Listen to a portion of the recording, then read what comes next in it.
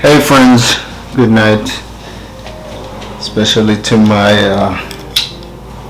K through to 5th grade students.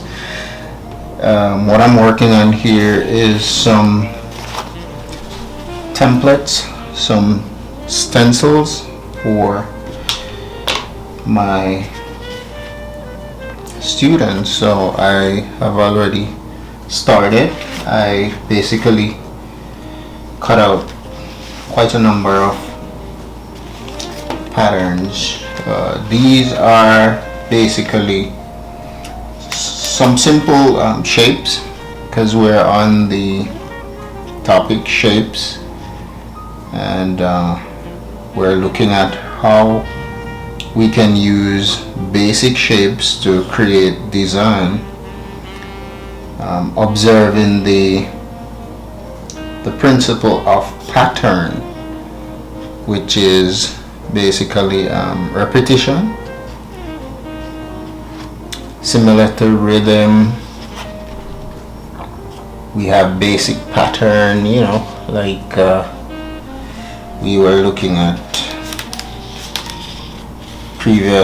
our previous lesson that had to deal with lines.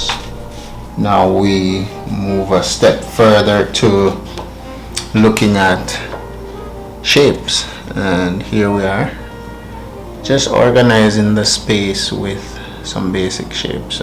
These shapes right here is a combination of rectangles and squares, as well as just two little circles right there. So these are very exciting activities for my students, and they're pretty good at it. They're excellent students. They're very impressive. So you have to keep them engaged, have to keep you guys engaged, have to get you involved. And so here we have a combination of triangles and just one circle there in the midst. So we have 1, 2, 3, 4, 5, 6 triangles and one circle. So we play around with, I play around with the scale, the size of each triangle. Give some dynamics, and it's very obvious that it's a butterfly. And basically what I do is try to cut more than one, so I just do one template first and then put the others beneath, the other stencil paper beneath, so I get more than one cut. My classroom should be exciting this week. It has started out very exciting so far, especially my EC kids.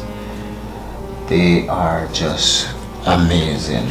You guys are just awesome.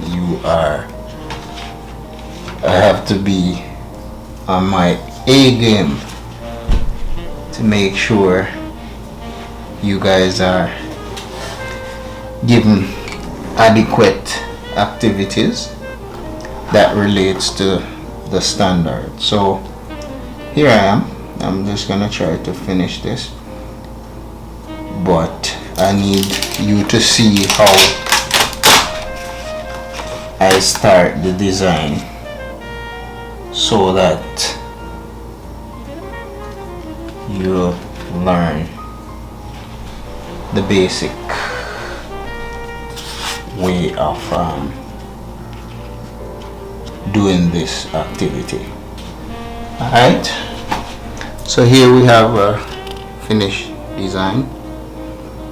Alright, and two different designs actually. So I'm just gonna start so that you can follow step by step and do yours. Okay.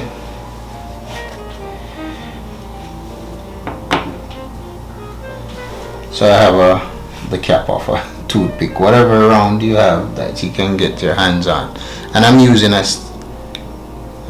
Sheffield stencil knife. It's very sharp. It says warning, extremely sharp. It is. So it's not for my kids to use these stencil knives or X-Acto knife. It has to be parent, adult who are capable, has the skill and the ability, have the confidence to use it without getting hurt. Okay, good. So I close it. So let's start. Get my pencil. You could use a pen if you want to, if you're comfortable working with a pen. Alright, so here we have our circle. Usually I would just free draw a circle without using any form of round object as support. You could use a compass for those technical folks who are perfectionists. I'm not really into that. Not at this time. Alright, so I have a straight edge here with some circles on it. Okay, so let's go. I'm gonna try to get a vertical line in the middle. We talked about vertical lines, the different positions of lines earlier last week. Okay, so I have a vertical line. Try to get it in the center, cut it in 2 equal half. Then you're gonna try to cut this one in 2 equal half again. So it's gonna be divided into 4 equal quarters. Good. So here we go. Alright. I'm gonna put a diagonal line. So I have a vertical line first. That's step 1. Step 2. Alright, let me not confuse you. Step 1 is basically the circle. We know that, right? Clear? Step 2 is drawing the lines. So the first line would be the vertical line. Alright? Then you have the horizontal line. So this one is from north to south is the vertical line, which we looked at in previous lesson when we were looking at lines. Now this horizontal line is the second line. Clear? Good. Goes across east to west. Alright? And then we're gonna do a diagonal line going through, try to put it in the center. As I said before, I'm not aiming for perfection right now, especially the fact that I'm not dealing with the high schoolers anymore for now.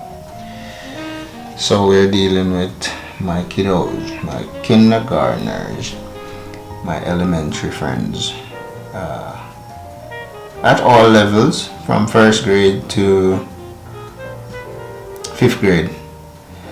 These templates that I'm doing are for the younger ones, but the designing aspect of it, my 5th graders can get involved with it, and for the cutting, leave that up to the adults. Okay, so you could get mom or dad to cut them for you, or a responsible adult in the home, family, or even friends.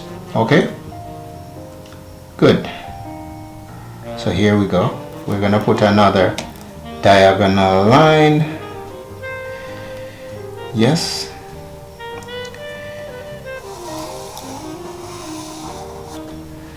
There we go. The first video that I did on this channel was using shapes to design the human figure, to draw the human figure. And so here we go again, using shapes to create very interesting designs. Alright, basic shapes. And this is mostly geometric shapes. Alright, so here I'm gonna start using freehand instead of using the ruler. So this is like one of those polygons. Let's see how many sides it's gonna have. That's inside of the circle. And then you can see these becoming triangles. They have some points now. So where the lines go through, I'm creating some points. Now it looks like one of those polygons. How many sides? Also start looking like the color wheel without the colors, the pie. Alright, so a point here, point there. Alright, let's see how many sides. 1, 2, 3, 4, 7, 9, 1, 2, 3, 4, 5, 6, 7, 8. Octagon. Alright, good. Alright, so what I'm gonna do, this is gonna look like a diamond, but the truth is it could be read as a square depending on how you turn it, and it's gonna be like 2 triangles. So I'm not gonna let it touch right here because of the cutting. Alright, because of the stenciling. Here we go. It's gonna look like a diamond, like a square that is pulled out of shape.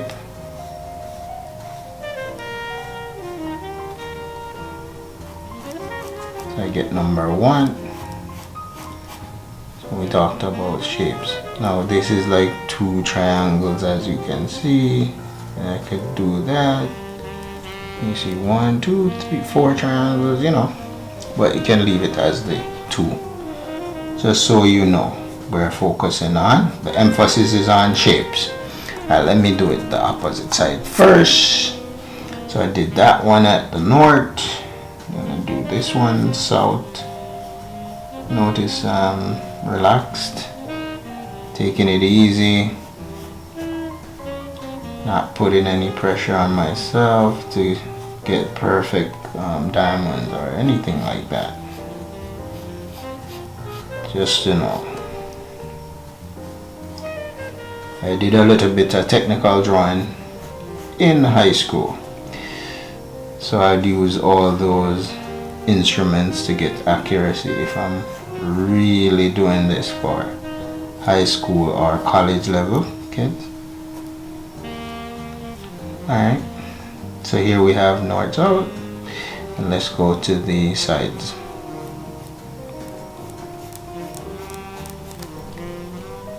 Alright, we're getting somewhere.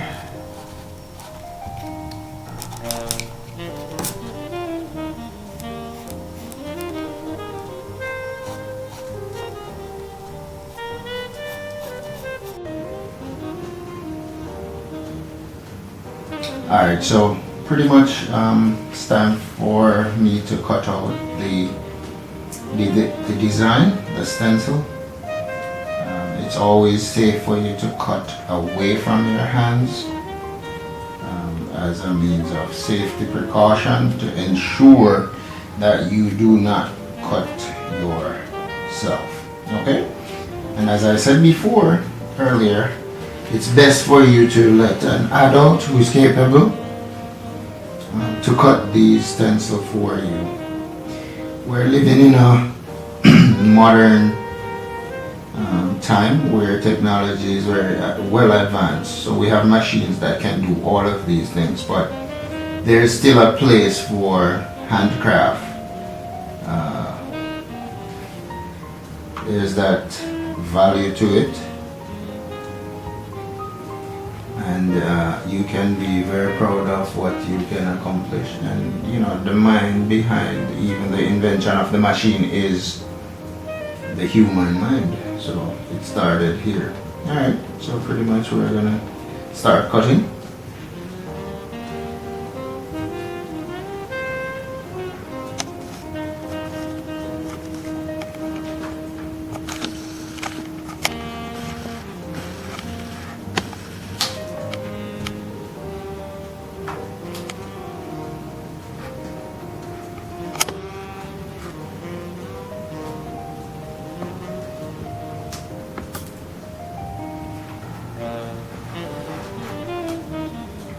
Alright, so these could be cut from, stencils can be cut from vinyl machine, okay? But traditionally, we cut stencils to print, to do screen printing. But for my elementary students, basically, for you guys, I'm showing you the simplest way. We don't have to get all technical with the screen and all that. Okay, just gonna show you quick and easy way of printing, even without the screen. For my high school students, I will show you the screen printing technique in a different lesson. Alright, so this is easy. You can use a ruler. You can use a ruler to do this, a metal ruler, if you're not confident to cut straight.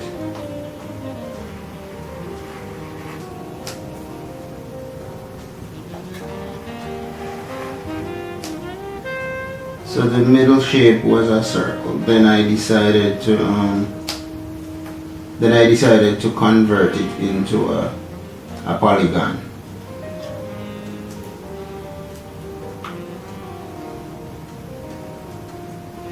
Eight-sided, an octagon to be specific. And so we end up with 8 triangles. 8 triangles, and this design could be viewed as a sun or a star. I guess they call the sun star too. Scientifically, I think it's a star.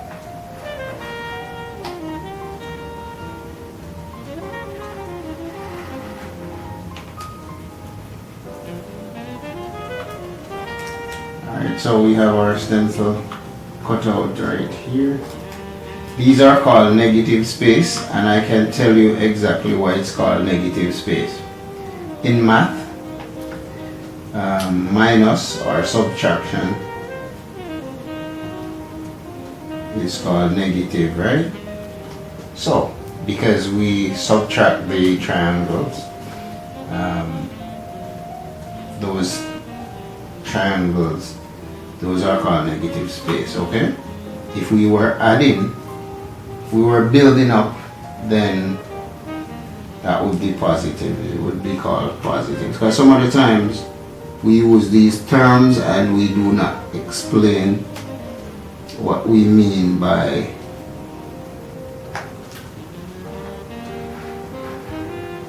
negative space. So there you have it. The space that we remove, the sections that we remove, those are spaces, right?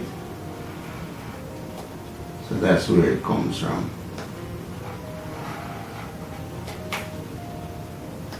So you can use a cutting board to cut your stencil. There are times when I cut towards me, but remember again, I'm reminding you, try to cut away from you so that you can avoid accidents. Alright, so here we have it. Our stencil is cut and ready to print. We are ready to print. Okay, so I'm just gonna grab one of my, alright, so I'm gonna print it in this sketchbook. Alright, I have plenty room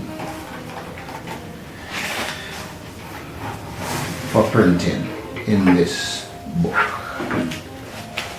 I'm gonna go ahead and find the clean page, an empty space. Here we go again, calling this section the space. Alright,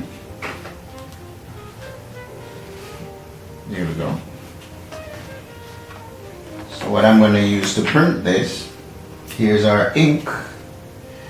We're using block printing ink, and I'm going to show you another technique for printing after this in another video, in another lesson that we call block printing. But I'm going to show you a basic way of printing, block printing, without even the use of linoleum. And then further, I may show you how we do linoleum printing for high school students. Alright, so I'm catering for both my kindergartners and my high schoolers. Okay? And my adults also. Can't forget you guys. Alright, so here we go. This is our printing ink. I'm going to squeeze some on my cutting board. And this is our sponge. So we have our sponge here, and it's squared and neat and ready to print. Alright, so what we need to do is ensure that we get a little bit of consistency, consistency in how we apply the paint to the sponge. Try to have a consistent application of paint. Alright, so we're gonna hold down our, try to make sure that we hold down our template and we tap away. We do not wipe, we just simply tap, tap, tap, tap. Try to be consistent in how we apply our ink to our surface. Load it a little bit more. There we go. Yep, tap away.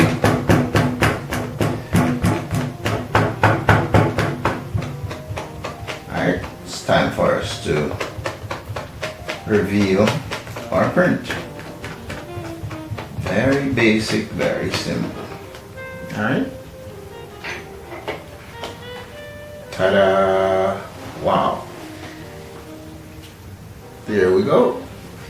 And we could go and print more, create a pattern, repetition. But for now, there you go.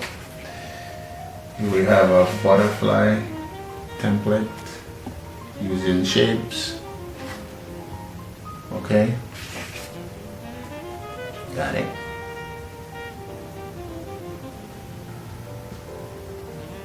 Alright, good.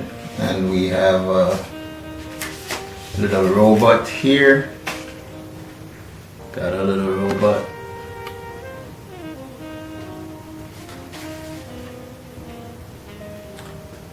Let me show you again before you even go further. Here's our template.